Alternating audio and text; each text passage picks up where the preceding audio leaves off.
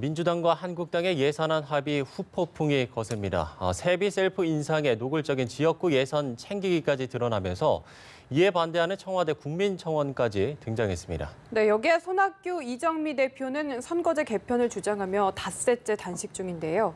한층 더 얼어붙은 연말 전국 이분들과 짚어보겠습니다. 김성환 시사평론가, 바른미래당 이준석 최고위원 나오셨습니다. 네, 안녕하십니까? 어서 오십시오. 예. 자, 그야말로 예산안 합의 후폭풍이 상당히 거센 것 같습니다. 일단 여야 당대표와 원내대표의 이른바 이 쪽지 예산에 수백억 원이 이제 반영이 되면서 논란이 되는 것 같거든요. 그러게요. 제가 어떤 말이 제일 적합할까 고민을 좀 했는데요. 크리스마스 요리를 칠면조에게 맡기지 않는다. 한 줄평 해주셨네요. 예, 한 줄평으로 설명하면 이렇게 될 것 같은데요. 이게 캐나다 속담입니다. 예. 크리스마스 때 칠면조 요리를 해야 되는데 칠면조한테 그 요리를 어떻게 할 건지 맡기는 거나 똑같은 격이다 이런 건데요. 그러니까 개혁을 스스로에게 할 사람한테 개혁의 과제를 맡기면 안 된다고 하는 건데요. 사실은 과거에도 쪽지 예산이라고 하고 카통 예산이라고 이른바 얘기하는 이런 예산들이 계속 있어 왔는데 이번에는 사실 이런 예산이 있을 거라고 하는 짐작은 했었는데 더 비난을 받는 이유는 국회 보이콧이다 그래서 예산안 심사 기간도 역대 가장 짧은 기간 동안에 심사하고 난 다음에 야3당이 선거구제 때문에 또 반발하고 있는 상황에서 민주당하고 자유한국당 두 당에서 또 합의해서 예산안을 통과시킨 거 아니에요. 예. 그렇게 했으면은 오히려 더 이런 말이 안 나오게 조심조심 했었어야 하는데 결국은 똑같다. 그러니까 결국은 개혁은 그 개혁의 당사자한테 맡겨서는 안 되겠다고 하는 생각을 다시 한번 하게 되는 것 같습니다. 예, 먼저 한 줄평을 말씀을 해주셨네요. 제가 질문 드리기 전에. 네, 최고위원님께서는 어떻게 한 줄평을 한다면 어떻게 하시겠습니까? 저는 결국 비슷한 말이지만은 고양이한테 생선을 맡겼다. 아주 평이하지만은 저는 저거 보면서 굉장히 화났어요. 왜냐하면은 이게 사실 지역구 예산이라는 거는 어느 지역구나 다급하게 생각하죠. 그래서 이제 우선순위가 결국엔 저런 어떤 힘을 가진 사람들이 결정된다는 것에 많은 이제 주민들이 분개할 텐데 예를 들어 서울시 전역을 놓고 본다 하더라도요. 저기 언급된 예산들보다 사실 어떤 이유인지 모르겠지만 10년 넘게 공사가 지속되고 있는 구간이라든지 이런 것들 보면은 되게 화나실 분들이 있을 거예요. 저쪽 상암동 가보면은 다리를 무슨 10년째 짓고 있어요. 그런 경우도 있고, 동부간선도로 이런 건 20년째 확장 공사 중이고, 이런 것들 보면서 과연 저런 짬짬이 예산 때문에 정말 논리적으로 국민들에게 필요한 것들이 제공되지 않는 것, 이것에 대해 가지고 이번에 야합을 한 더불어민주당과 자유한국당 같은 경우에는 굉장히 반성해야 됩니다, 지금. 특히 보면은 당 대표급, 원내대표급 되는 사람들 보면은 기본 단위가 몇백억입니다. 그런데 저런 것이 과연 국회 운영 원칙에 맞느냐.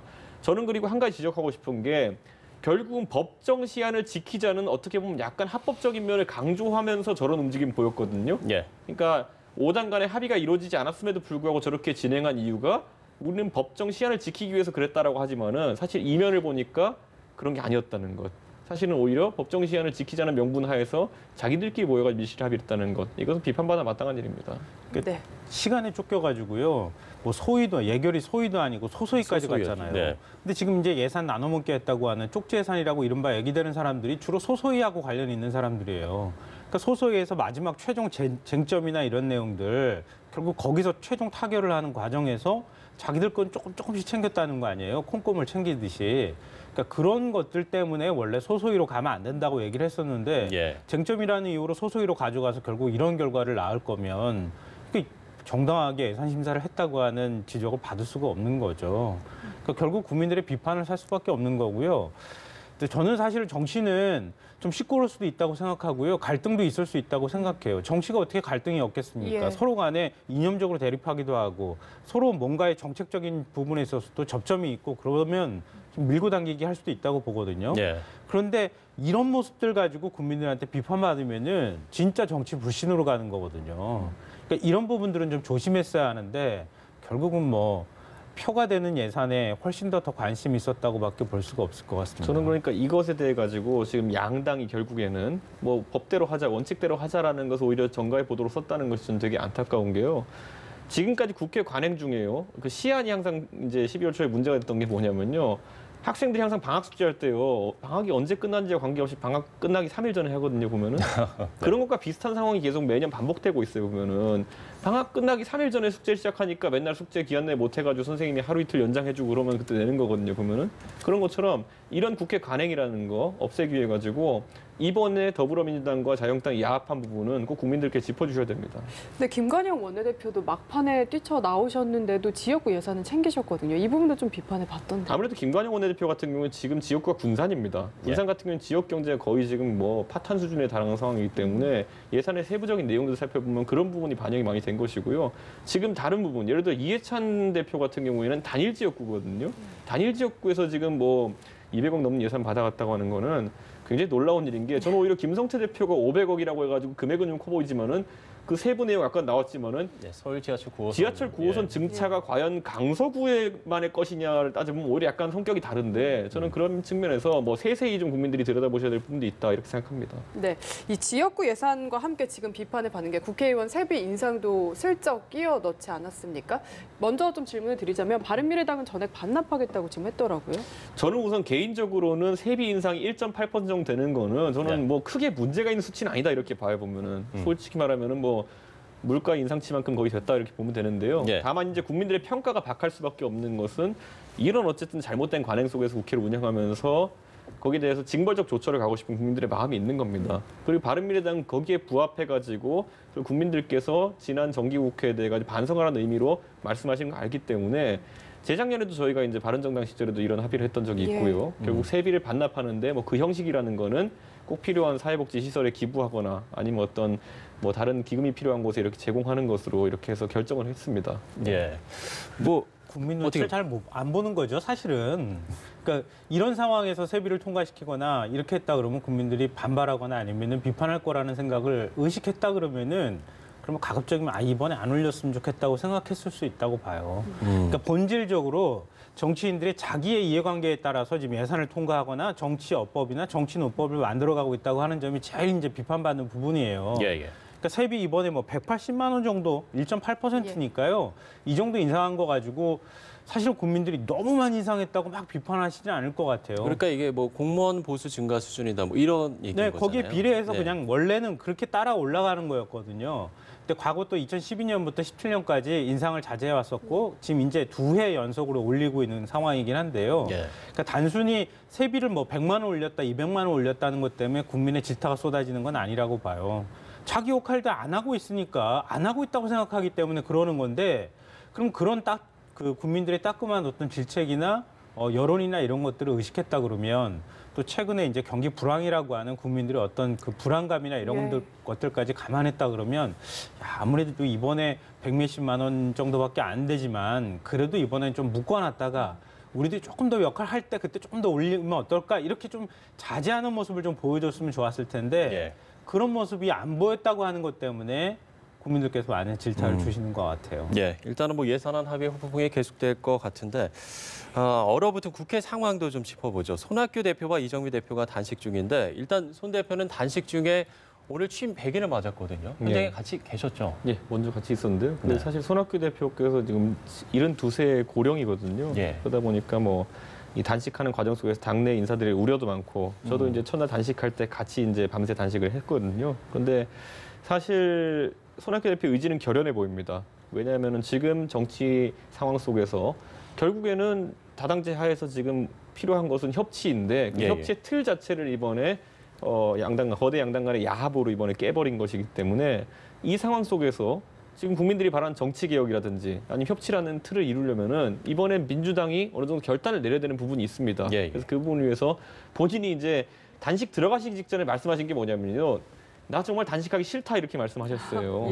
그것도 아마 솔직한 얘기일 겁니다. 그런데 하지 않을 수 없는 이유 그리고 내가 이 몸을 이번에 바치겠다. 그 역시 또 솔직한 얘기일 겁니다. 그렇기 때문에 국민들께서 그런 면을 좀 봐주셨으면 하는 생각이 있습니다. 손학규 대표께서 소문난 대식가라고.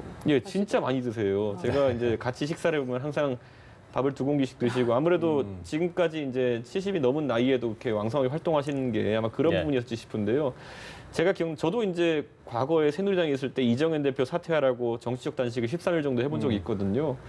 제가 그때 32살이었는데 젊은 사람도 사실 와. 한 6, 7일쯤 지난 뒤로부터는 기력이 많이 약해집니다. 예. 그런데 지금 손학규 대표님 오늘 5일째이기 때문에요. 그 마음에 담긴 진심을 이제 거대 양당이 물론 그렇게 강행 처리할 때는 아마 잘 몰랐겠지만 이제 그 진심을 알았다면은 이 정치 개혁에 대해 가지고 진정성 있게 나서줬으면 좋겠습니다. 네. 네, 민주당 결단이 필요하다고 하셨는데 지금 화면에도 나오지만 이해찬 대표가 현장을 찾았는데 결국에는 또 입장차만 확인한 것 같거든요. 뭐 일단 이해찬 대표는 먼저 협상 들어가면 그냥 단식 풀고 나중에 가서 결과를 뭐 내자 이렇게 얘기를 했다고 하는데요. 손학규 대표는 다 끝나고 난 다음에 나하고 얘기해라. 이렇게 지금 얘기하고 있는 것 같습니다. 근데 결국은 이제 손학규 대표 입장으로 보면은 협상이 시작하는 국면에서 지금 단식을 푸는 것은 출구가 안 된다고 보는 거죠. 예. 그러니까 민주당이 사실은 요지부동이거든요. 그러니까 지금 이제 이런 결과를 낳았다고 하는 거는 이건 좀 정리가 좀 필요할 것 같은데요. 네. 헌법 불합치 결정이 났고 민의를 수렴할 수 있는 비례성의 원칙에 현재 소선거구제는 맞지 않다고 하는 헌법재판소 재판 결과가 나와 있는 거예요. 예. 그럼 어떤 방식으로든 민의를 수렴할 수 있도록 하는 방식을 고민해야 하는데 그동안에 민주당은 계속 연동형 비례대표제를 사실상 얘기해 왔단 말이에요. 근데 민주당만 사실 여기다가 야3당에 힘을 실어준다 그러면 이것만큼 좋은 구도가 나오는 때가 없다는 거죠. 민주당이 여당이고 문재인 대통령도 의지가 있기 때문에. 근데 이런 상황을 민주당이 지금 외면한다 그러면은 이 타이밍만 지나면은 결국 흐지부지 될 거라는 생각들을 야3당에서 하고 있는 거예요. 그러니까 민주당이 그동안에 그런 약속을 안 했다 그러면 야3당이 이렇게까지 기대도 걸지 않았을 거라고 저는 생각하거든요. 자유한국당은 한나라당 시절부터 사실은 원래 지지율이 높았기 때문에 연동형 비례대표제에 대해서 관심이 별로 없었어요. 원래 소선거구제 유지하는 게 유리하다고 하는 거를 노골적으로 얘기해 왔거든요. 예. 그러니까 야3당이 지금 민주당을 자꾸 향해서 얘기할 수밖에 없는 입장이 됐다는 거죠. 그럼 민주당 입장에서도 과거에 한 말이 있으니까 지금 그 약속을 지켜야 된다고 하는 부담감이 있는 것이고요. 뭐 저는 뭐 그런 논법이 하나 있는 거고요. 또 하나 이제 손학규 대표 입장으로 보면은 단식 얼마나 갈 거냐 이렇게 물어보는데요. 저는 손 대표가 이번에 결기도 있고 끝까지 갈 것 같아요. 보니까. 예. 그러니까 끝까지 가서 뭔가 결론을 내올 만큼 본인 스스로가 결론을 얻을 만큼 갈 것이다.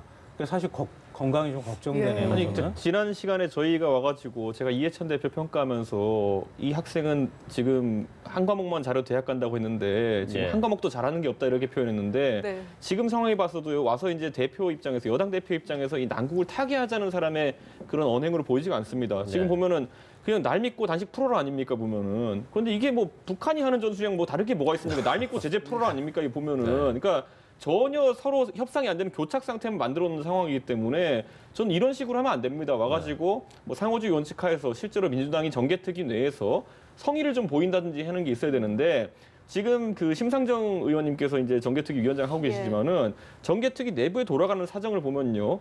민주당 측 위원들과 그리고 자유한국당 측 위원들 같은 경우에는 뭐 나와서 하는 척은 하지만 실제로 의견 개진이나 이런 게 굉장히 소극적이라는 거예요. 그러니까 예. 저는 이 운영 방식에 있어가지고도 예를 들어 저렇게 그냥 우선 풀고 나서 얘기하자가 아니라 그래 그럼 우리 이제 정개특위에서 조금씩 협의를 할 테니까 뭐 성의를 보여 실제 성과가 나오는 모습을 보면은 손 대표께서도 뭐 저만 해도 이제 건강이 염려되니까 다른 얘기를 할 수 있겠지만은 지금 그냥 믿고 풀어라 제재 풀어라 이런 건 다를 게 없습니다 지금 봤을 때는. 그러니까 한국 사람들이 특히 이제 정치적 명분을 중시한다고 얘기하는데요. 예. 저는 여권 지지자들 사이에서도 이런 민주당의 태도를 상당히 비판적으로 보는 사람들이 많이 있을 거라고 봅니다.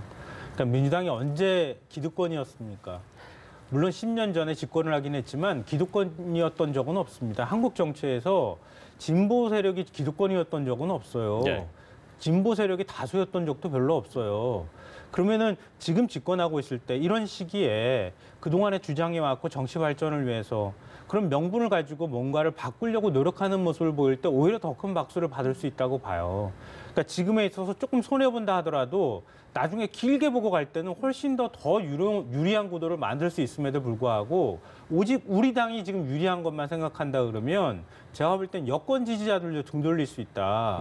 이런 정치적 명분을 빼앗긴 것 빼앗겼다고 하는 것은 민주당 입장에서는 제가 볼 땐 상당히 부정적인 요인들을 많이 만들 거라고 생각합니다. 예, 이런 상황에서 민주당 우상호 의원이 내부적으로 이제 당 존립이 어려우니까 선거제 개편을 주장한다라고 이렇게 주장을 했거든요. 네. 바른미래당은 항상 어려웠기 때문에 뭐 아주 특수한 어려움이 최근에 존재했던 건 아니고요. 다만 아까 이제 김성환 선생님이 얘기했던 것처럼 어쨌든 선거법 개정에 대한 어쨌든 선거제 개정에 대한 어쨌든 민주당의 사전적인 언급이 있었거든요. 최근에 제가 민주당 측 의원님들이랑 인사들이랑 방송을 계속 해보면요.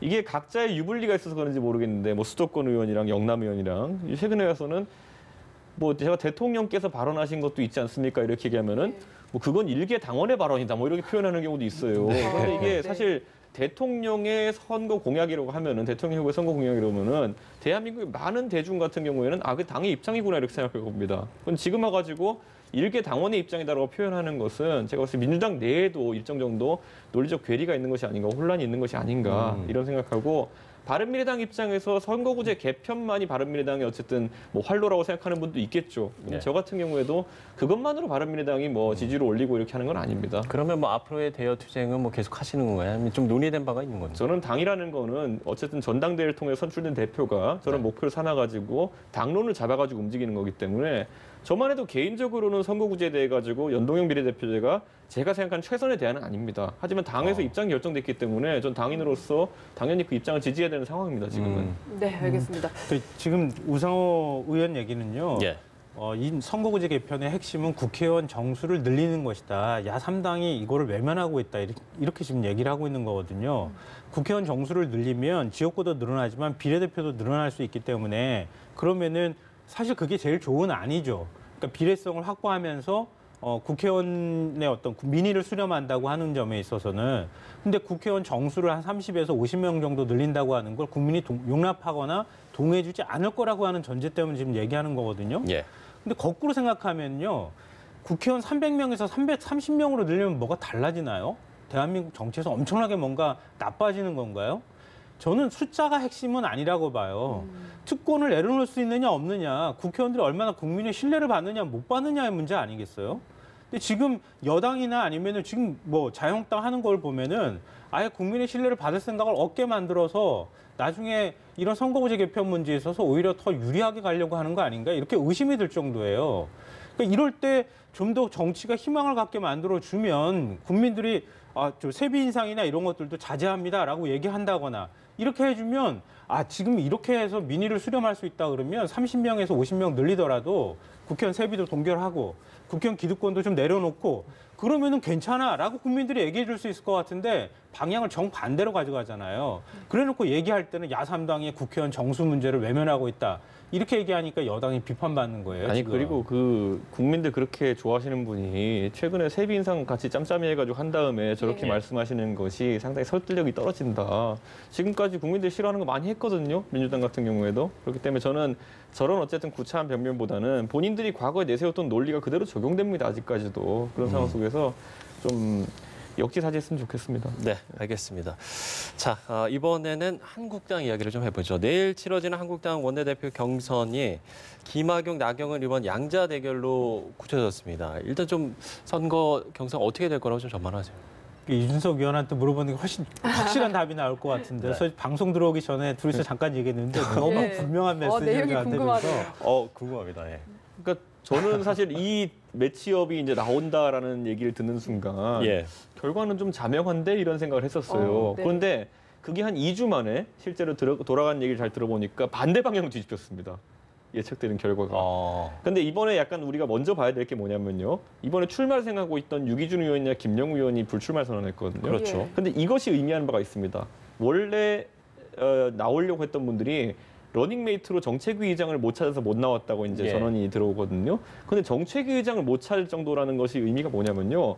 굉장히 강한 줄서기가 시작됐다는 거예요. 보면은 이런 선거에서 원내대표 선거에서 A 후보와 B 후보 진영이 있다 그러면요. 대부분의 이제 의원들 같은 경우에는 A나 B 양측에 찍히지 않기 위한 움직임들을 합니다. 그런데 예를 들어 김영우 의원이나 유기준 의원과 같이 이제 러닝메이트로 출마하게 되면은 A와 B를 둘 다 돕지 않았다는 얘기가 되는 것이거든요. 그걸 피하기 위해서 다들 정책위 의장 고사하고 이제 출마를 안 한다는 얘기는 저는 이번에 굉장히 강한 줄서기가 돼 있고 서로 밑보이면 끝난다. 어느 쪽인지. 되는 쪽으로 네. 그런 구도가 됐는데 원래는 이제 비박계 복당파가 원래 지금까지 최근에 몇 개의 당내 선거에서 유리한 고지를 점했었기 때문에 그건 홍준표계와 이제 암묵적 연대를 통해 가지고 했던 거거든요. 그런데 최근의 분위기를 보면은 우리가 한 3주 전에 기억하는 게 뭐냐면 전원책 변호사가 사퇴하면서 그때 김용태 사무총장이 인적 쇄신의 기준을 밝힌 적이 있어요. 예. 근데 그때 7대 기준을 밝혔잖아요. 근데 그 기준 안에 보면은 뭐 진박 행위자 뭐 자르고 이런 것들이 있었거든요. 그것이 의미하는 바가 뭐냐면요. 지금 이미 그 의도했든 안 했든 그런 것 때문에 서로 인적 쇄신의 대상으로 서로를 보고 있습니다. 그러니까 서로 어떤 계파가 잡느냐에 따라서 나는 다음 공천에서 그냥 바로 잘릴 수 있겠구나라는 생각을 하는 거거든요. 그러다 보니까 초기에 먼저 그 칼을 빼냈던 비박계가 약간 불리한 입장이라는 지금 전원들이 많이 있거든요. 그러면 친박계가 지금 더 새 결집을 착실하게 했다 이렇게 보시는 둘 다 건가요? 서로 말은 안 하고 있었는데 갑자기 그때 김용태 사무총장이 칼을 뽑아가지고 친박 날리겠다 이렇게 하는 바람에 그러니까 지금 새누리당의 대세 국회의원들은 뭐냐면 어쨌든 20대 공천 때 우리 기억하는 그 도장론 이런 거 다 기억하지만은 그때 상당히 진박계들에 의해 주도된 공천이었거든요. 그러다 보니까 당내에 굳이 비교하자면은 본인들은 중립이라고 싶겠지만은 그로 인해 영입된 인사들이 많아요. 대구만 해도 보면 지역구 전체가 지금 진박으로 물갈이 됐었잖아요. 그런 상황 속에서 친박을 자르겠다 이렇게 칼을 들고 먼저 나선 쪽이 왠지 이번에 생활관에 수류탄을 까넣었다 이런 얘기를 하는 사람들이 굉장히 많습니다. 아까 말씀하셨던 그 분석 맞습니까? 근데 저는 이제 그 나경원 의원이 한마디로 정리를 할 때 예. 안철수부터 태극기까지 이렇게 정리했잖아요. 예. 그 정리하는 순간 이번 원내대표 선거가 끝나고 난 다음에 자유한국당의 모습이 어떻게 될지가 이미 결정이 됐다고 생각해요. 예. 그러니까 지금 잔류파의 입장으로 보면은 오히려 거꾸로 비대위에서 잔류파의 일부 의원들이 지금 혁신의 대상으로 가고 있는 상황이잖아요. 그러니까 그런 사람들이 이제 조광특이나 당협위원장 교체하는 데 있어서 나도 이제 몸을 보호하고 싶고 그러니까 아무도 사실은 인적 청산의 대상이 되지 않는 그냥 두루뭉술하게 이것도 좋고 저것도 좋고 다 일단 품고 가자라고 하는 쪽에 무게를 싣고 그쪽에 표를 던질 가능성이 높아졌다 이렇게 보는 거죠. 그러니까 김학용 의원 같은 경우에는 품 안는 게 한계가 있잖아요. 왜냐하면 복당파이기도 하고 결국은 말은 사실은 뭐 다 친박까지 아우르고 다 같이 통합하겠습니다. 말은 할 수 있지만 실제 현실은 그렇지는 않거든요. 근데 오히려 거꾸로 얘기하면은 잔류파 쪽에서 복당파 쪽까지 다 안고 가겠습니다 하는 논리가 현재 있었던 기득권에 해당이 되기 때문에 그 논리가 더 많은 사람들한테 조금 의원들한테는 조금 더 많이 먹힐 가능성이 있다. 뭐 저는 그렇게 보고 있습니다. 최근에 자유한국당 지지율이 조금 오른다 싶으니까 조금씩 등이 또 따트기 시작해지는데 네. 그런 상황 속에서 너희들을 자르겠다라는 후보랑 너희들 다 품고 가겠다는 후보가 나오면은 기본적으로 이쪽으로 너희 다 품겠다는 쪽으로 이제 기울 수밖에 없는 것이거든요. 그래서 저는 이번 선거에서 뭔가 선거 전략상 차이가 있었던 것이 이제 갈수록 선거 결과 기울어지는 효과가 나타나지 않을까 이렇게 생각합니다. 두 분 모두 어쨌든 나경원 의원의 우세를 점쳐주셨는데. 근데 네. 이게 사실 예. 진짜 이 당내 선거 아니면 뭐 이런 대의원이 작은 선거, 예. 그러니까 뭐 조계종 선거 이런 것들은 예측이 의미가 사실 없긴 이게 합니다. 의원들을 상대로 하기 때문에 원내대표 당선이 더 어렵다 이런 이야기도 지금까지 있잖아요. 나경원 의원 같은 경우에는 이제 당내 선거를 많이 치러졌거든요. 예. 근데 그때마다 개인표를 많이 이제 모으는데 좀 실패해가지고 세력편 좀 있었는데 그런 경우에서 좀 한계점이 있었는데 이번에도 그래서 구도상으로는 아니면 구호상으로는 많은 호사가들이 예측하기로는 소위 말하는 친박, 범박 진영을 대표하는 나경원 의원이 굉장히 유리하다라는 이야기가 있는데 반대로 이제 표란 건 어쨌든 세력표다 개인표니까요. 그게 어떻게 될지 봐야겠습니다. 네. 지금 친박 창당설도 계속해서 나오고 있거든요. 이건 또 원내대표 선거에 어떤 영향을 줄 거라고 보시나요? 아니 저는 저뿐만 아니라 많은 사람들이 얘기하지만 이거는 협박용이라고 생각해요. 실체가 네. 없다. 실체가 있고 없고를 떠나서 뭐 과연 그렇게 해가지고 당을 뛰쳐나갈 사람이 얼마나 있을지 모르겠지만 거꾸로 얘기해가지고 우리 치면 우리도 그렇게 대응하겠다고 하는 일종의 협박용에 가까운 얘기라고 생각하고요. 뭐 그래서 사실 이번 원내대표 선거가 굉장히 주목이 될 수밖에 없었던 상황이고, 그러니까 우리를 만약에 인적 청산의 대상으로 삼거나 아니면 우리를 내치게 되면 그럼 본인의 의지에 따라서 내쳐지는 게 아니잖아요. 이쪽에서 쳐야 가는 거니까. 네. 근데 제가 보니까 칠 가능성이 별로 없는데요. 근데 그러니까 칠 가능성이 없는 걸 가지고 자꾸 얘기하고 있다는 것은 상대를 향해서 엄포를 놓기 위한 용도에 가깝다. 실제로 현실화되기 쉽지 않다고 봅니다. 그래도 저 엄포가 조금이라도 이제 작용을 하는 이유는 뭐냐면 대한민국 역사상 성공했던 선거 앞두고 만들었던 신당 중에 성공했던 건 친박연대밖에 없어서 그래요. 그러니까 저는 저 의미는 이제 보면은 나경원 의원이 사실 그에 대한 어느 정도 보충되는 메시지를 던진 것이 다 끌어안겠다라는 것이 실제로 뭐 이제 친박 진영인 사람들한테는 지금 이제 비박계가 이번에 한번 잡으면은 또는 이제 그 탈당파가 한번 잡으면은 굉장한 어쨌든 보복전이 일어날 것이라는 인상을 심어줬기 때문에 저런 메시지들이 양쪽에서 나오는 겁니다. 알겠습니다. 자, 마지막 이슈는 하나만 더 짚어보죠. 이번 주말에 이 김정은 위원장의 연내 서울 답방에 대해서 그야말로 언론의 관심이 뜨거웠던 것 같습니다. 일단 주말 사이에 좀 기류가 완전히 바뀐 것 같거든요. 너무 바뀌었다고 볼 수는 없을 것 같아요. 청와대가 뭐 어떤 단언을 해서 날짜를 공개했던 것도 아니고요. 그렇죠. 청와대 희망 섞인 얘기가 있었던 것 같고 조명근 장관 같은 경우에는 통일부 장관은 북한하고 물밑 협상을 하고 있다는 사실까지 인정을 했거든요. 그러니까 전혀 서로 간에 뭐 최소한의 의견 교환도 없는 상태에서 연내 답방이라고 하는 표현이 등장한 것 같아 보이진 않아요.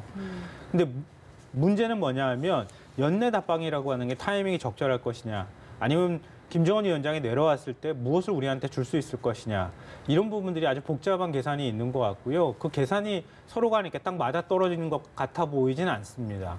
그래서 물리적으로 앞으로 21일 정도가 남아있는 상황인데 이 기간 동안에 충분히 뭐 답방만 가능하다고 사인만 온다 그러면은 저는 뭐 그 금방이라도 할 수 있는 준비는 다 정부에서 청와대에서 하고 있다고는 생각하는데 지금 분위기를 가가지고 우리가 단정하기는 좀 쉽지 않은 상황이긴 한 것 같습니다. 저는 네. 속도 조절을 하는 분위기를 오늘 청와대에서 언급한 건 굉장히 잘한 거라는 생각이 듭니다. 왜냐하면 첫째로 우리가 지난 평양회담에서 느낀 게 있지만은 이제는 그러니까 만나는 것만으로 의미를 부여하기엔 좀 어렵다는 생각이 드는 것이 왜냐하면은 지난번에 평양에 갔을 때 뭐 리성권 씨가 냉면이 목에 넘어가냐 이렇게 얘기했던 것이 저는 그분이 뭐 국제적인 외교 관례 이런 걸 떠나가지고 굉장히 솔직한 발언을 했다는 생각해요. 그러니까 뭐든 북한 입장에서는 실제로 경협이나 이런 것을 원하고 있는데 와가지고 계속 만나는 것에만 의의를 두고 이제 상견례만 계속 하고 있으니까 우리도 이제 경협이나 이런 게 필요하다는 걸 노골적으로 이야기한 것이고 예. 지금 답방 같은 경우에도 북한은 아마 비슷한 조건을 내걸 것으로 예상됩니다. 그런 상황 속에서 우리 정부가 제재 국면에서 뭐 합의할 수 없는 부분은 합의할 수 없는 것이기 때문에 저는 오히려 정부의 조심스러운 접근이 전 옳다고 보기 때문에 너무 이제 정부 입장에서도 올해 국한돼서 있는 걸 추진하는 것보다는 내년이면 어떻고 뭐 좀 길어지면 어떻습니까? 저는 그런 입장에서 오늘 청와대의 발표는 적절했다 이런 생각합니다. 네. 근데 이게 정부에서 얘기할 때 답방을 막 애걸복걸하고 막 이렇게 하는 것처럼 보이면 안 되잖아요. 예. 그러니까 그렇게 안 하고 정말 약속한 것들을 이행하라라고 정부에서 얘기하는 당당한 모습을 보여야지 만약에 그렇게 하지 않고 진짜 뭔가 빨리 와서 우리한테 답방을 좀 해달라 이런 식의 태도를 보이는 것은 정부 입장에서도 굉장히 부담스럽기 때문에 뭔가 물밑 협상이 있다 하더라도 정부가 최대한 하여튼 좀 자제하면서 절제하는 모습들을 보여줄 필요가 있다고 하는 것. 그래서 뭐 이루어질지 안 이루어질지는 알 수 없지만 그런 식의 태도를 앞으로 쭉 견지해야 한다. 그렇지 않으면 나중에 가서 수폭풍이 올 수 있거든요. 그런 우려를 저는 청와대에서 하고 있다고 생각합니다. 아니 저는 분명히 지금 우리 정부에서도 이렇게 얘기가 나왔는데도 물밑 채널이 가동되는데도 길어진다는 거는 분명히 우리 정부도 니네 귤만 먹냐라고 하는 거에 해당하는 그런 이야기를 하고 있을 거라 생각해요. 그런데 그 상황 속에서 만약에 이게 비핵화의 교착 상태가 지속되게 된다면은 저는 이제 북미 간의 협상도 약간 지연되는 효과가 있기 때문에 어느 쪽이든 통 큰 결단을 해야 될 겁니다. 그런데 지금 국면에서는 올 연말로 이렇게 잡고 가게 되면은 우리가 불리한 입장에 놓이게 되는 것이기 때문에 풀어준 것은 저는 아주 잘했다 이런 생각합니다. 네, 어쨌든 두 분 모두 여유 있게 가는 건 긍정적으로 좀 평가를 해주셨습니다. 김성환 시사평론가 그리고 바른미래당 이준석 최고위원과 함께했습니다. 좋은 말씀 잘 고맙습니다. 들었습니다.